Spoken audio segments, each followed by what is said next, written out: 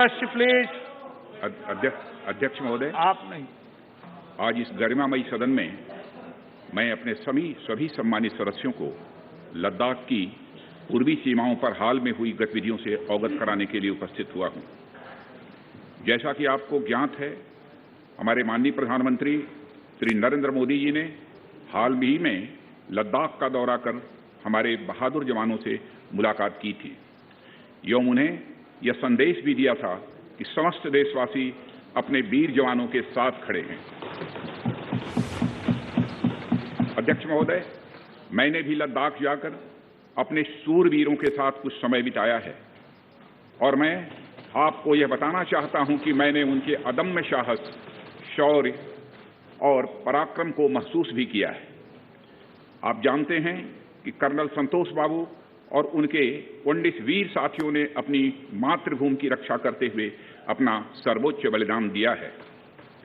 अध्यक्ष महोदय, कल ही सदन ने 2 मिनट मौन रखकर उन्हें अपनी श्रद्धांजलि अर्पित की है। सबसे पहले मैं संक्षेप में चाइना के साथ हमारे बाउंड्री इश्यूज के बारे में बताना चाहता हूं। जैसा कि सदन इस बात से अवगत है कि भारत एवं चीन की सीमा का प्रश्न अभी तक अनरिजॉल्व्ड है। भारत और चाइना की बाउंड्री का कस्टमरी और ट्रेडिशनल अलाइनमेंट चाइना नहीं मानता है। हम यह मानते हैं कि यह अलाइनमेंट वेल एस्टेब्लिश्ड भौगोलिक सिद्धांतों पर आधारित है, जिसकी पुष्टि न केवल ट्रीटीज और एग्रीमेंट द्वारा बल्कि हिस्टोरिक यूजेस के प्रैक्टिसेस द्वारा भी हुई है। इससे दोनों देश सदियों से अवगत हैं, जबकि चाइना यह मानता है कि बाउंड्री अभी भी औपचारिक रूप से निर्धारित नहीं है। साथ ही चाइना यह भी मानता है कि हिस्टोरिकल ज्यूरिडिक्शन के आधार पर जो ट्रेडिशनल कस्टमरी लाइन है, उसके बारे में दोनों देशों की एक अलग अलग व्याख्या है। दोनों देश 1950 एवं 1960 के दशक में इस पर बातचीत कर रहे थे, परंतु इस पर म्यूचुअली एक्सेप्टेबल समाधान नहीं निकल पाया।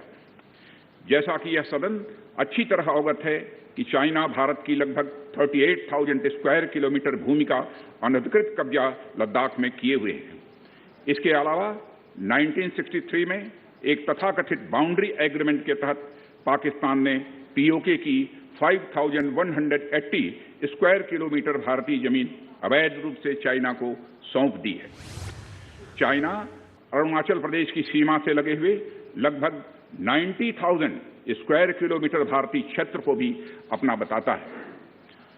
अध्यक्ष महोदय, भारत तथा चाइना दोनों ने औपचारिक तौर पर यह माना है कि सीमा का प्रश्न एक जटिल मुद्दा है, जिसके समाधान के लिए पेशेंस की आवश्यकता है तथा इस इशू का फेयर, रीजनेबल और म्यूचुअली एक्सेप्टेबल समाधान शांतिपूर्ण बातचीत के द्वारा निकाला जाना चाहिए।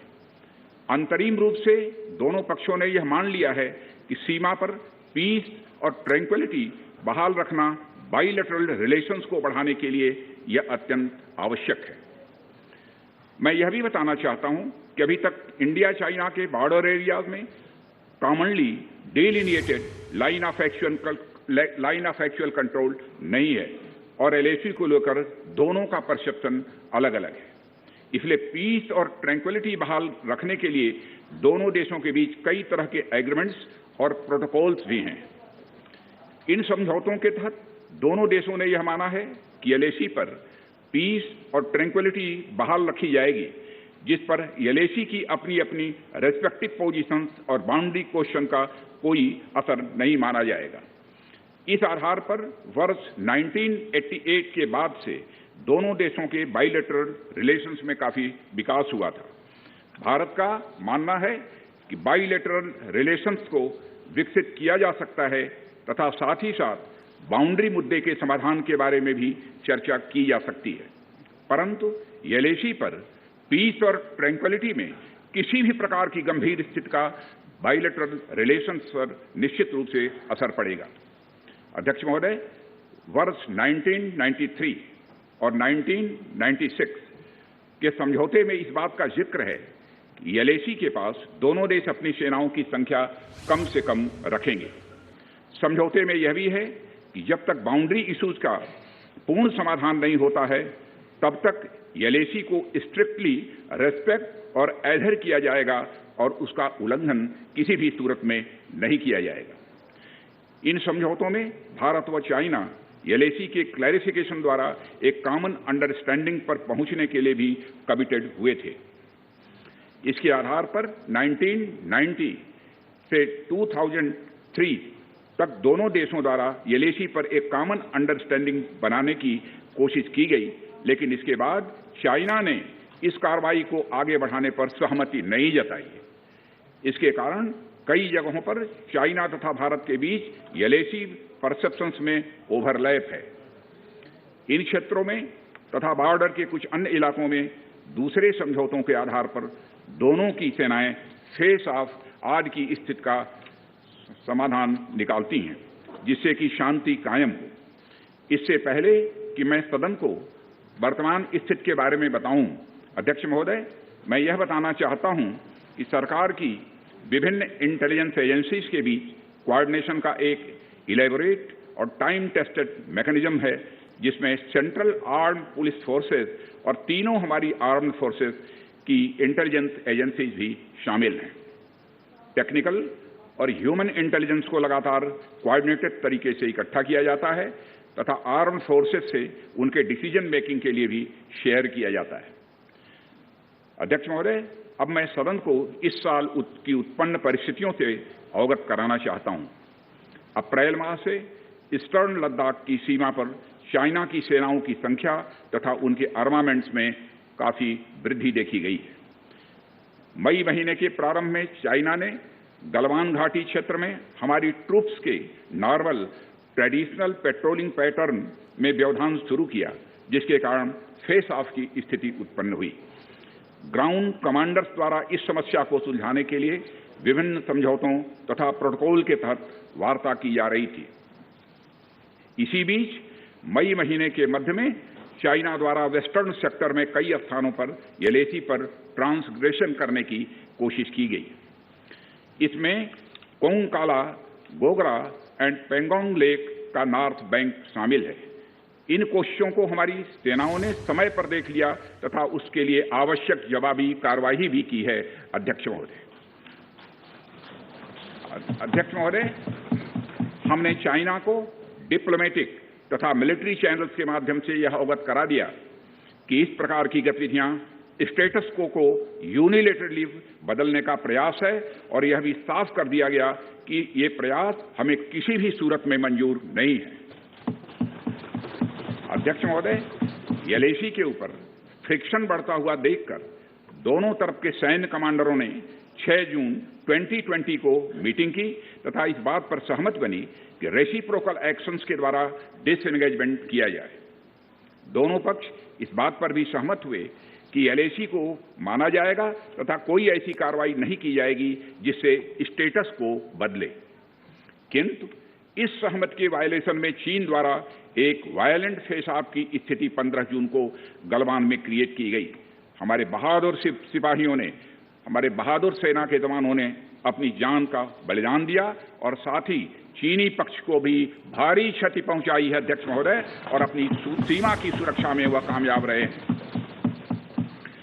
इस पूरी अवधि के दौरान हमारे बहादुर जवानों ने जहां संयम की जरूरत थी वहां संयम रखा तथा जहां शौर्य की जरूरत थी वहां शौर्य प्रदर्शित किया है। अध्यक्ष महोदय, मैं सदन से अध्यक्ष महोदय यह अनुरोध करता हूं कि हमारे दिलेर जवानों की वीरता एवं उनके बहादुरी की भूरी भूरी प्रशंसा की जानी चाहिए। हमारे बहादुर जवान अत्यंत मुश्किल परिस्थितियों में अपने अथक प्रयास से समस्त देशवासियों को सुरक्षित रख रहे हैं। एक ओर किसी को भी हमारे सीमा की सुरक्षा के प्रति हमारे डिटर्मिनेशन के बारे में संदेह नहीं होना चाहिए। वहीं भारत यह भी मानता है कि पड़ोसियों के साथ शांतिपूर्ण संबंधों के लिए आपसी सम्मान और आपसी सेंसिटिविटी भी आवश्यक है। क्योंकि हम मौजूदा स्थिति का डायलॉग के जरिए समाधान चाहते हैं और हमने चाइनीज साइड के साथ डिप्लोमेटिक और मिलिट्री एंगेजमेंट बनाए रखा है। इन डिस्कशंस में 3 की प्रिंसिपल्स हमारी अप्रोच को तय करते हैं। फर्स्ट, दोनों पक्षों को एलएसी का सम्मान और कड़ाई से पालन करना चाहिए। सेकंड, किसी भी पक्ष को अपनी तरफ से यथास्थिति का उल्लंघन करने का प्रयास नहीं करना चाहिए। और थर्ड, दोनों पक्षों के बीच सभी समझौतों और अंडरस्टैंडिंग्स का पूर्णतया पालन होना चाहिए। चाइनीज साइड की यह पोजीशन है कि स्थिति को एक जिम्मेदार ढंग से हैंडल किया जाना चाहिए और द्विपक्षीय समझौतों एवं प्रोटोकॉल के अनुसार शांति एवं सद्भाव सुनिश्चित किया जाना चाहिए। वह भी यही कहते हैं। जबकि ये डिस्कशन चल ही रहे थे, चीन की तरफ से 29 और 30 अगस्त की रात को प्रोवोकेटिव सैनिक कार्रवाई की गई, जो पेंगोंग लेक के साउथ बैंक एरिया में स्टेटस को बदलने का प्रयास था। लेकिन एक बार फिर हमारी आर्म फोर्सेस द्वारा टाइमली और फर्म एक्शंस के कारण उनके प्रयास विफल कर दिए।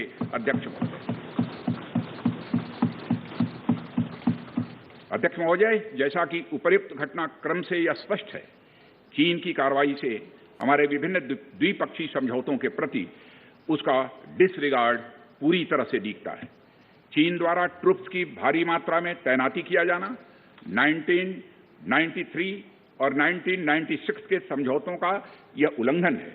एलएसी का सम्मान करना और उसका कड़ाई से पालन किया जाना सीमा क्षेत्रों में शांति और सद्भाव का आधार है और इसे 1993 एवं 1996 के समझौते में स्पष्ट रूप से यह स्वीकार भी किया गया है। जबकि हमारी आर्म फोर्सेस इसका पूरी तरह से पालन करती हैं। चाइनीज साइड की ओर से ऐसा नहीं हुआ है। उनकी कार्रवाई के कारण एलएसी के आसपास समय समय पर फेस ऑफ्स और फ्रिक्शंस भी पैदा हुए हैं।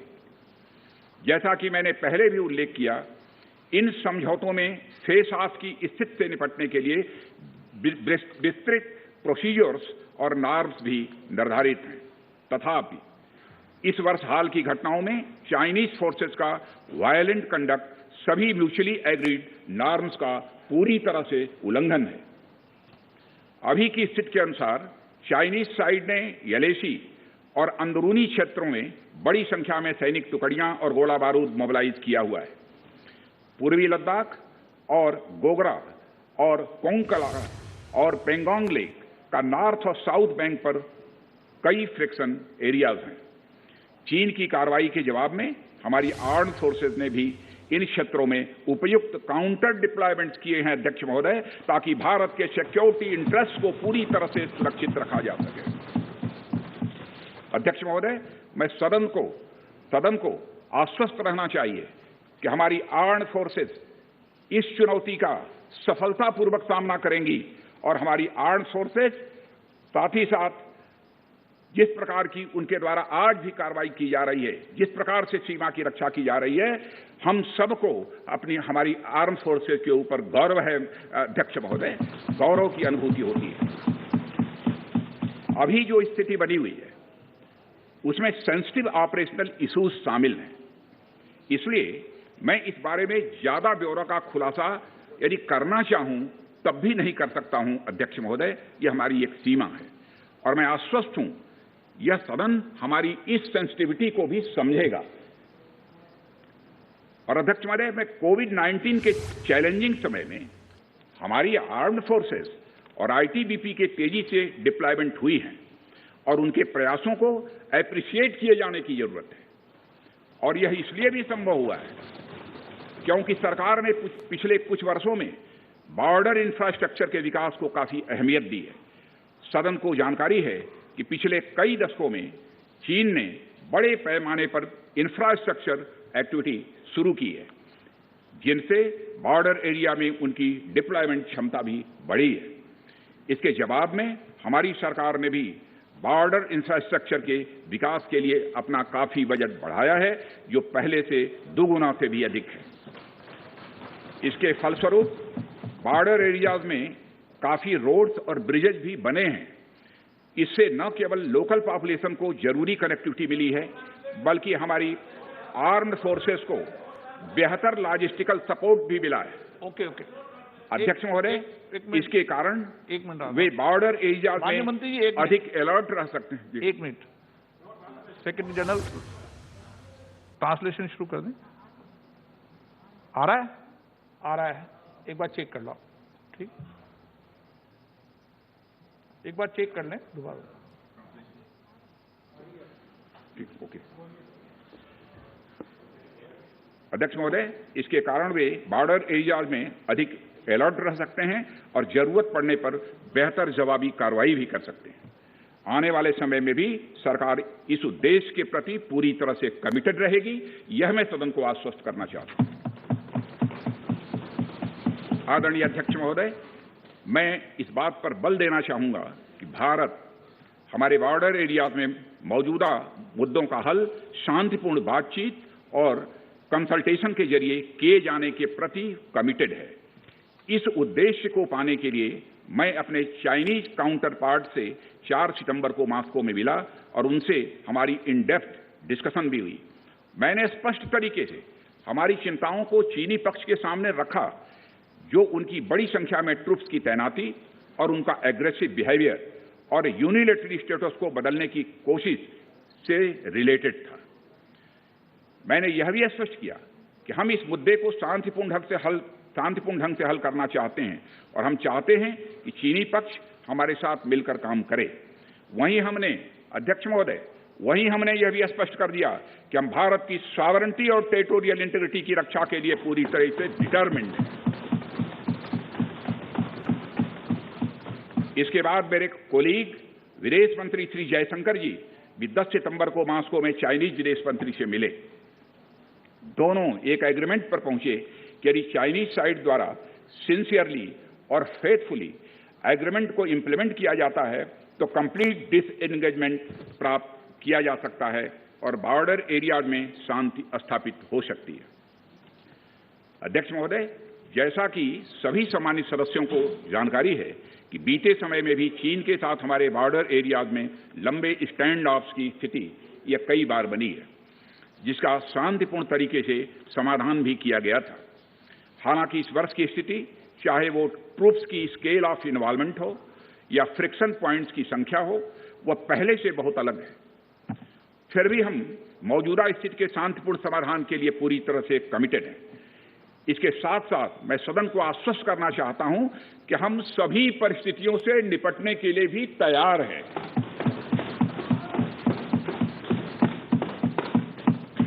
अध्यक्ष महोदय, इस सदन की एक गौरवशाली परंपरा रही है। दोहराना चाहता हूं अध्यक्ष महोदय कि सदन की एक गौरवशाली परंपरा रही है कि जब भी देश के समक्ष कोई बड़ी चुनौती आई है तो इस सदन ने भारतीय सेनाओं की दृढ़ता और संकल्प के प्रति पूरी अपनी एकता और भरोसा दिखाया। साथ ही सीमा क्षेत्र में तैनात अपने बहादुर सेना के जवानों के शौर्य, पराक्रम और सीमा की सुरक्षा के प्रति उनकी प्रतिबद्धता पर पूरा इस सदन ने विश्वास व्यक्त किया है। अध्यक्ष महोदय, और अध्यक्ष महोदय, मैं आपको यह विश्वास दिलाना चाहता हूं कि हमारे आर्म फोर्सेस के जवानों का जोश एवं हौसला बुलंद है, इस पर किसी को संदेह नहीं होना चाहिए। माननीय प्रधानमंत्री जी के बहादुर जवानों के बीच जाने के बाद हमारे कमांडर तथा जवानों में यह संदेश गया है कि देश के 130 करोड़ आदिवासी जवानों के साथ खड़े हैं। उनके लिए बर्फीली ऊंचाइयों के अनुरूप विशेष प्रकार के गर्म कपड़े, उनके रहने का स्पेशलाइज टेंट तथा उनके सभी अस्त्र शस्त्र एवं गोला बारूद की पर्याप्त व्यवस्था की गई है। अध्यक्ष महोदय, हमारे जवानों का यह संकल्प सराहनीय है कि दुर्गम ऊंचाइयों पर जहां ऑक्सीजन की कमी है तथा तापमान 0 से नीचे है, उनके उत्साह में कोई कमी नहीं आती है और वे सियाचिन, कारगिल और आदि ऊंचाइयों पर अपना कर्तव्य इतने वर्षों से लगातार निभाते आ रहे हैं। और अध्यक्ष महोदय, मुझे इस गौरवमयी सदन के साथ यह साझा करने में यह कतई संकोच नहीं है कि लद्दाख में हम एक चुनौती के दौर से गुजर रहे हैं और मैं इस सदन से यह आग्रह करना चाहता हूं कि हमें एक रिजोल्यूशन द्वारा पारित करना चाहिए कि हम अपने वीर जवानों के साथ कदम से कदम मिलाकर खड़े हैं। पूरा सदन अपने वीर जवानों के साथ कदम से कदम मिलाकर खड़ा है, जो कि अपनी जान की, अपनी जिंदगी की बगैर परवाह किए हुए देश की चोटियों की ऊंचाइयों पर विषम परिस्थितियों के बावजूद हमारी भारत माता की वह रक्षा करते हैं। यह समस्या है, यह समय है जब यह सदन अपने सशस्त्र सेनाओं के साहस और वीरता पर पूर्ण विश्वास जताते हुए उनको यह संदेश भेजे कि यह सदन और सारा देश सशस्त्र सेनाओं के साथ है, जो भारत की संप्रभुता और अखंडता की रक्षा में लगातार जुटे हुए हैं। इन्हीं शब्दों के साथ अध्यक्ष महोदय, मैं अपना निवेदन समाप्त करता हूं। आइटम नंबर 11 महासचिव। लोकसभा में रक्षा मंत्री राजनाथ सिंह का यह वक्तव्य आपने सुना। उन्होंने क्या स्थिति है एलएसी पर, इसको स्पष्ट किया। सीमा विवाद एक जटिल समस्या है, राजनाथ सिंह की तरफ से कही गई ये बात। सीमा विवाद को सुलझाया जा सकता है और शांतिपूर्ण तरीके से इसका समाधान संभव है, ये बात भी राजनाथ सिंह के द्वारा कही गई। साथ ही साथ जो मुलाकात चीन के डेलीगेशंस के साथ हुई हैं, चीन के अपने समकक्ष के साथ हुई हैं, उसका भी जिक्र यहां पर रक्षा मंत्री ने किया है। अप्रैल में पूर्वी लद्दाख में हलचल बढ़ी, चीन ने हथियारों की तैनाती को यहां पर बढ़ाया और जिस तरीके से एलएसी पर जो पहले के समझौते हैं उसका उल्लंघन किया गया, इसलिए चीन की हरकत भारत को मंजूर नहीं थी और फिर सेना ने चीन की मंशा को भांपते हुए उसको मुंहतोड़ जवाब भी दिया है। और लद्दाख में हमारे वीर जवानों की शहादत हुई है, इसलिए सभी को गर्व होना चाहिए अपने इन वीर जवानों के ऊपर और हमारे जवानों का हौसला बुलंद है और संसद से भी ये मैसेज जाना चाहिए कि पूरा देश इन वीर जवानों के साथ खड़ा है। ये बात कही गई रक्षा मंत्री राजनाथ सिंह की तरफ से। और चलिए इसी के साथ रुकेंगे यहां पर एक छोटे से ब्रेक के लिए।